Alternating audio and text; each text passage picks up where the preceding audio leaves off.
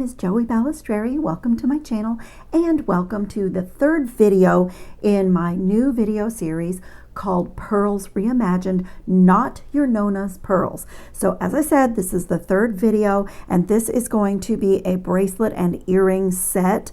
Although in 2025, it will not be really on trend to be wearing sets of jewelry. The stylists are saying to not get rid of your sets, but break up those pieces and be creative in how you layer necklaces and how you wear earrings. So in this design, if I wear this bracelet, I may wear just some chain necklaces and hoop earrings and, you know, kind of break it up. But I am going to do a set. And what I love about the idea of Pearls Reimagined is, especially in these two pieces, you look at this and don't really see pearls, and yet they are there. So one of the things that I'm using are some things that I saved out of the Snowflakes and Stardust Magical Mystery Bead Box from November last year. And so they are these crystals. There were these beautiful, let me just show you the earring sample. These gunmetal spacers, kind of barrel-shaped spacers. These satin black glass smooth rondelles were in there. These etched crystals in the gold. It's really cool. It's a chevron etching and it goes from a matte gold to the mirror gold. And then there were these disco balls in that set. And then I've added in a few things of my own. So I'll show you what those are. I'm actually working on a little different mat today because when I was lining up my components that I want to create for the bracelet, I just used some scraps of wire to group together the way that I want to create components. And I just feel like this is going to be so interesting and just change textures and shapes and finishes all the way throughout and really be a art gallery, like an art gallery set. I think so. So I will be using my Soft Flex craft wire in the 20 gauge. It has an anti-tarnish coating on it. And I do have a couple of things from my supplies that I'll link in the description box.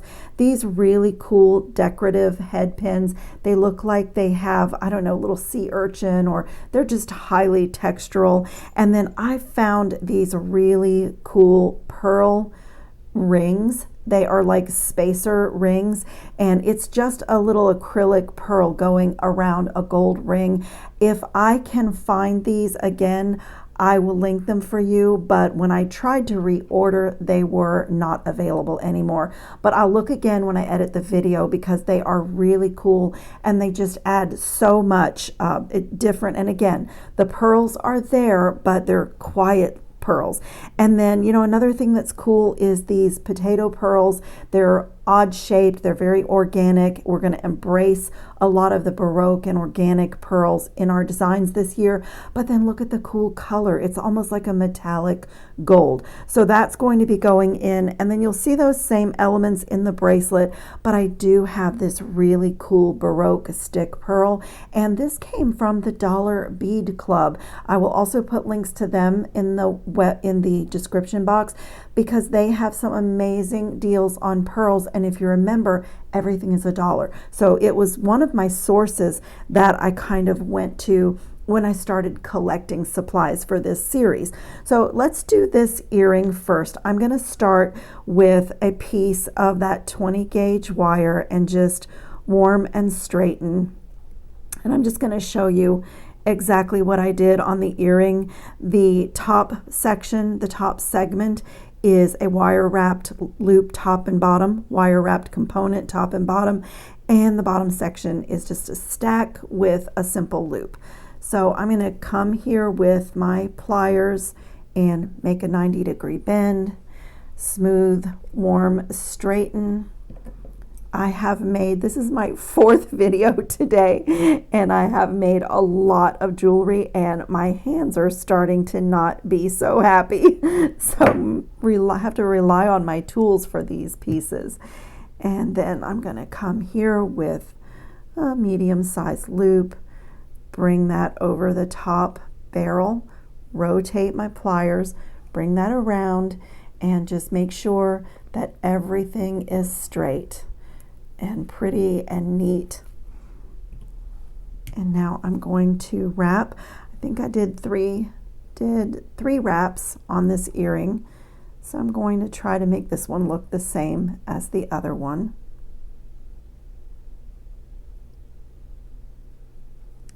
And I like to put my pliers inside my loop and pull my coils together if they're not perfect, and snip and tuck. Pretty standard jewelry making things here. We'll also go back and tuck after the beads are on, because you have a little bit more leverage at that point. Oh, and the other thing that I just love that I have used, I'll pull this up so you can see, this little black bead is not a seed bead. It is a demi-round, or an O bead as they're called, and it's a jet black. They're really small, but because it's a tiny little donut shape, it just adds a little something to your bead stacks. It's an amazing little spacer for being so tiny. It's just amazing. Like, I wanted just a touch of the black to pull in these black disc spacers and the gunmetal barrel beads that I'm using, and it just does that. So my next thing was this really sparkly disco ball. These have well, some of them have an actual hole up the middle, but this one looks like you can string it anywhere. I have to confess, you guys, that I started my design for this and made this sample earring almost 2 weeks ago. So, you know, for me, if I don't do things together, since I don't do a lot of repetitive, I don't do any repetitive or production work, I do have a struggle a little bit to remember what I did. Okay, my next thing is one of those gorgeous spacers. Like I said, if I can find these, I will link them. I would like to have more of them myself, but I just love the sparkle butting up against the gold and the little seed pearls. It's just really beautiful. And again, not your Nona's pearls, not the lined up contrived pearls with a knot in between each pearl. You know, I just love that. Then I did that chevron spacer, and then another black O bead. Oh, come back. They're so small and delicate, but they are just amazing. Let me just look and make sure I'm doing the same thing. And then I'm going to do the loop in the same direction as my first one. So get my wire right there, 90-degree bend, and same thing.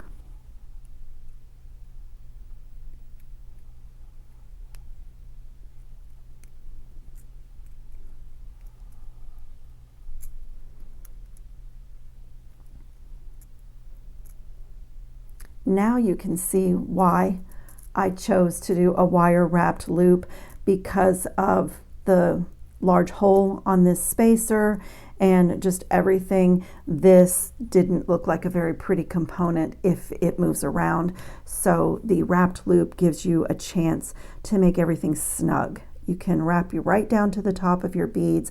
You do have to be careful when you're using those demi rounds, because it is a very tiny little piece of glass, and the slightest pressure can break it.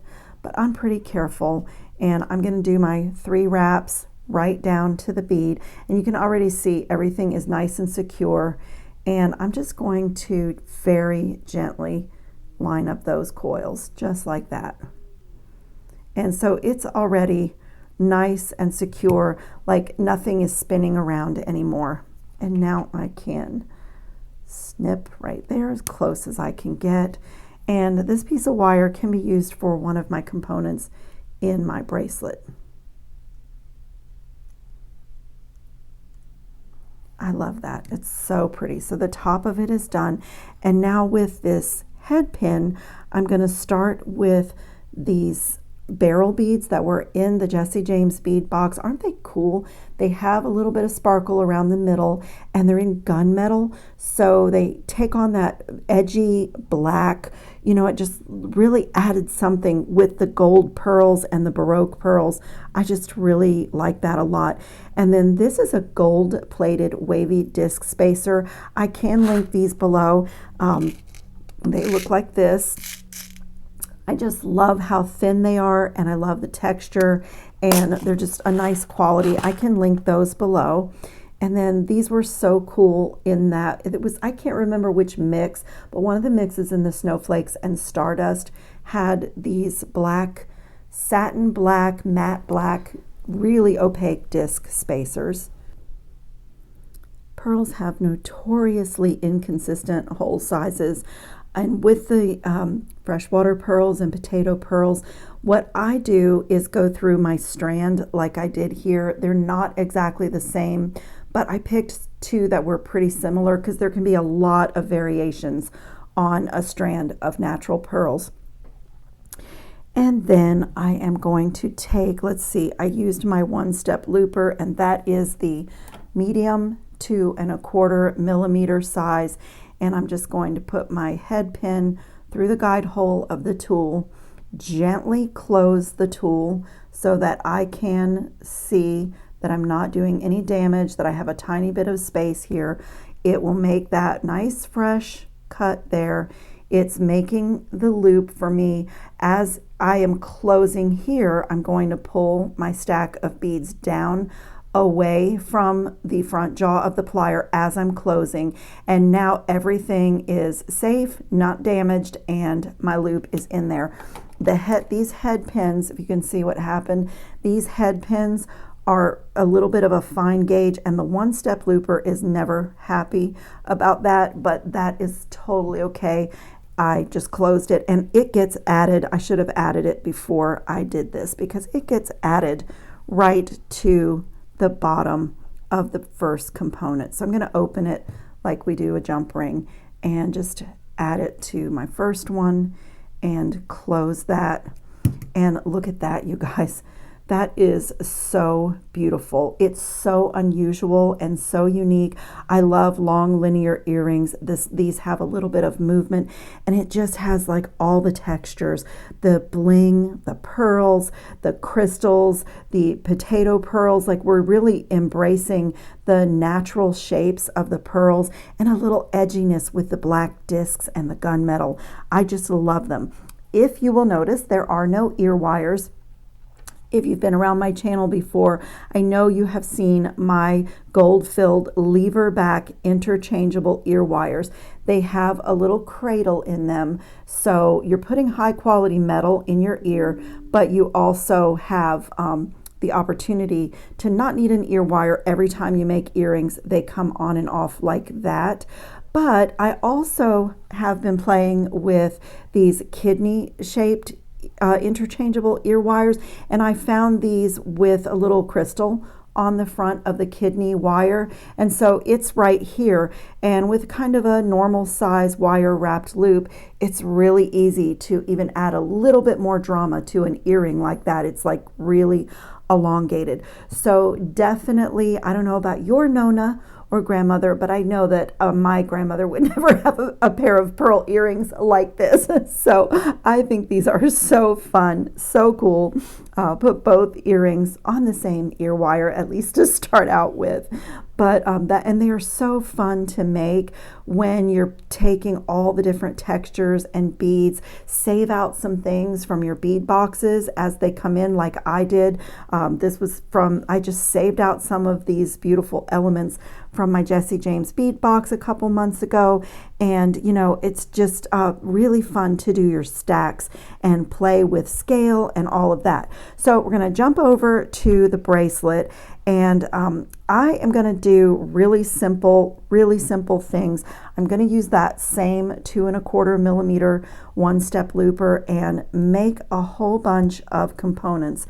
So it's going to be kind of like a beaded chain, but a beaded chain on steroids, you know, because not all lined up, not contrived, and each component of this chain will be a little bit different. Like I said, these potato pearls, really any of the natural pearls, are really, the holes are really inconsistent in size. My 20 gauge wire easily went through some and then wouldn't go through any, you know, at all of some of them. So, and you can go down, if you're going to do wire wrapped loops, you can go down to 22 gauge wire, but I really wanted to do simple loops. So this is my next component that I want to make. So I'm going to do a simple loop. I just used scraps of wire that I just had laying here on my work table just to kind of play with the way that I wanted my components to be put together and the way that I wanted them to be lined up. And I just had this little mat. It has a little channel in it with measurements on it. And I just used that just to give me an idea how many components I would need to make for this project. So this one's pretty easy. Crystal, what are we going to call this? A ring of pearls, a disc pearls, pearl disc spacer maybe. They're so lovely. Like I said, I went back to try to get more and they were already not available. So I'm going to make all of these components the way that you see them laid out here. And once I have these all made and I can check my length and see if in fact I am going to need to make like a single crystal component, I'll come back and show you.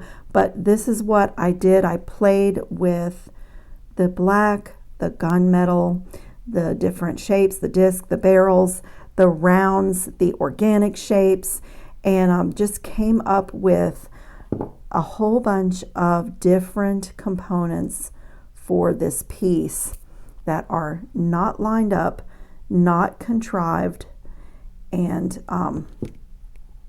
interesting, and you know, just highly textural. Just like each little component is its own story in this piece, but I still want it to be cohesive. So the elements repeat all the way through the bracelet. I am going to just put this little disco ball all by itself on a piece of wire. So again, this goes with my earrings because I have one of these in the earrings.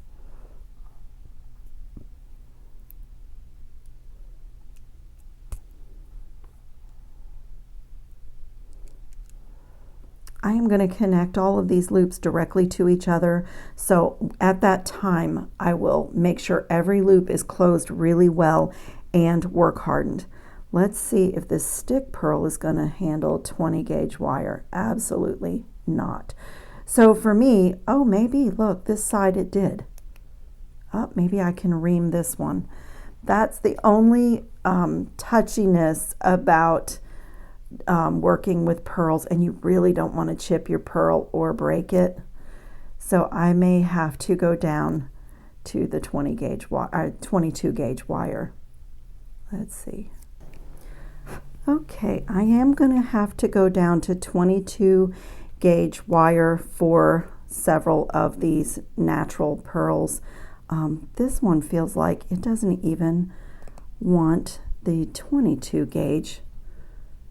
This little stick pearl. Oh, there it goes. It has some kind of a little inclusion inside. I don't really like to do simple loops on 22 gauge wire. I just really don't. So I think I'm going to take a little bit longer piece and embellish this pearl with the wire. And let's see, these potato pearls here, let's make sure they go. Yeah, those work. Okay, so let me also check this one. Yes, it does. Okay, so I'm going to have to do a little bit of wire wrapping. Okay, let's get this Baroque pearl on here. This must have a funny little bend or something inside the pearl, because you have to find just the perfect channel on this one to get the wire through the bead, but it does go. Okay, so now I am going to do a wire wrapped loop on this end, and I've purposefully cut all of this wire because I'm going to embellish this bead with the wire and go back to the other end where I started my wrap. So for this part, just another wire wrapped loop to match the other end.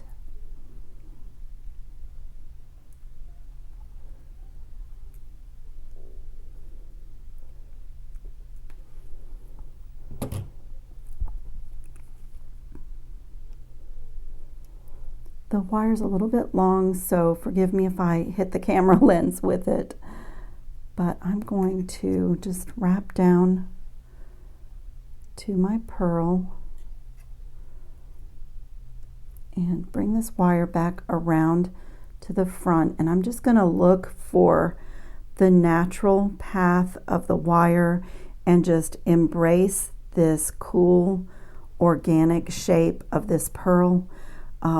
And this is 22 gauge wire, so I'm going to just do this with my fingers. Just kind of let the wire dance around the pearl, just hugging it. Let me hold on to this. I will also often use my nylon jaw pliers when I need to snuggle wire up to a bead that is kind of delicate. Let me get a hold of this. Both sides of this pearl are so pretty.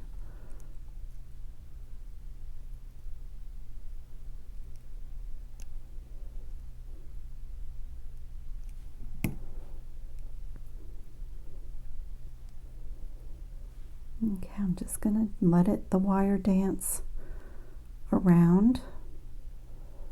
I want to get one more wrap, so I'm going to pull this up like that and then keep going. And I'm going to come down and just wrap around my first wraps and go to the back. Now I can come in and align my loops and straighten everything. And I'll trim this off and find a good spot to tuck that. Don't want anything sharp on any of my components. Oh, that's perfect. It just went right underneath the wraps just perfectly. Okay, and just line my loops up. And there is a beautiful Baroque stick pearl, and it's embellished, and it can get connected right there.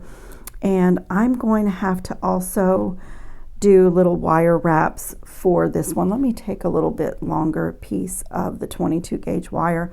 I don't like to short myself. So this is going to be the same thing, just a wire wrapped loop and thread on the potato pearls with that gunmetal component.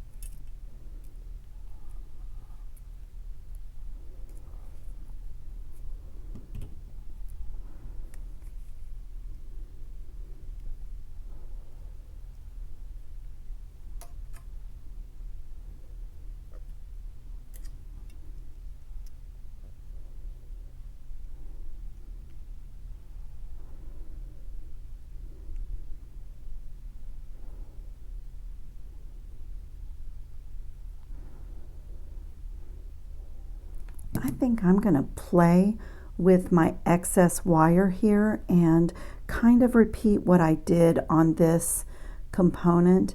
And I always say that, you know, try something like this, because if you don't love the way that it looks, you can always come right here and trim it off and tuck it, and it's a normal wire wrapped loop. But I don't like to miss the opportunity to add something special and something unexpected in one of my designs.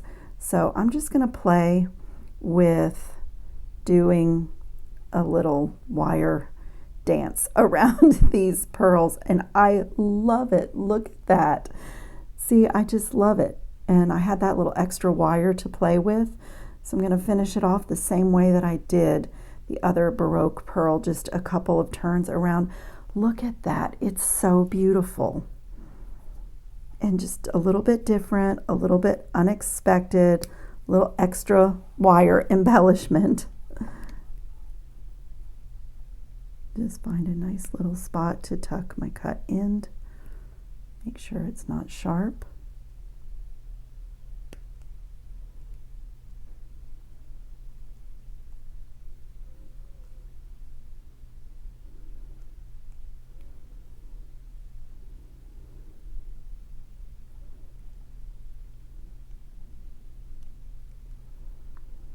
That is such a beautiful component. So I think at this point I'm going to start connecting, and I still have this potato pearl that I can wire wrap, and I can do simple loops on this, but I'm going to connect what I have so far and see if I am going to need more length.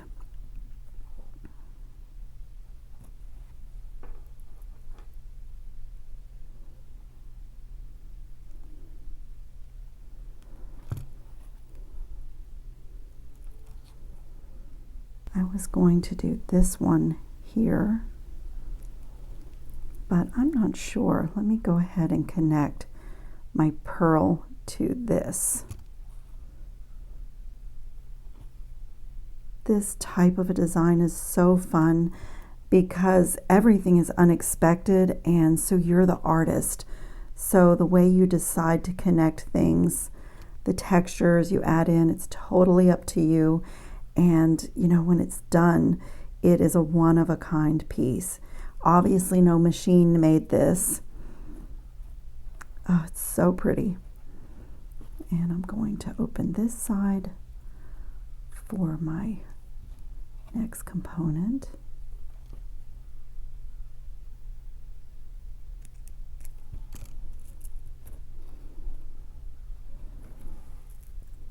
Oh, you guys, it is so beautiful. What a gorgeous bracelet.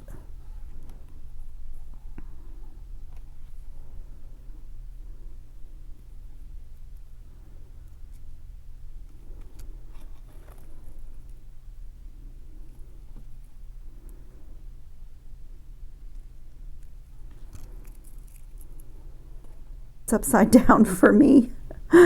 But I need about a 7-inch bracelet. So with that, it's going to be about 7 1/4, about 7 1/4 if I do that. So I don't need this other potato pearl. Wire wrapping added a little bit of length here, but I think it will be okay. I'm going to take a piece of 20 gauge wire and do one last component. You know what might even be better? I literally had one of these disc beads left, and maybe I'll make a little bit smaller component with a couple of these and that black disc. Maybe like that, a little opposite of what I did over here. Let me try that.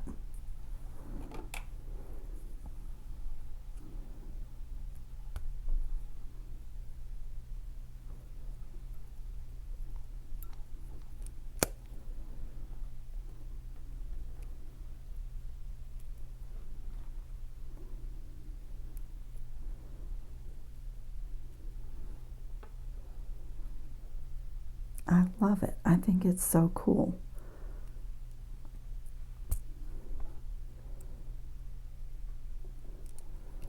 Okay, let's add that to this side. And my potato pearl that I did not use could actually be a charm if I wanted to add a little charm onto this design.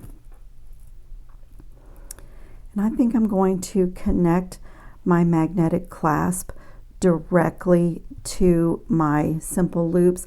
Normally I prefer a jump ring on a closure just because it's usually much easier to put on and off.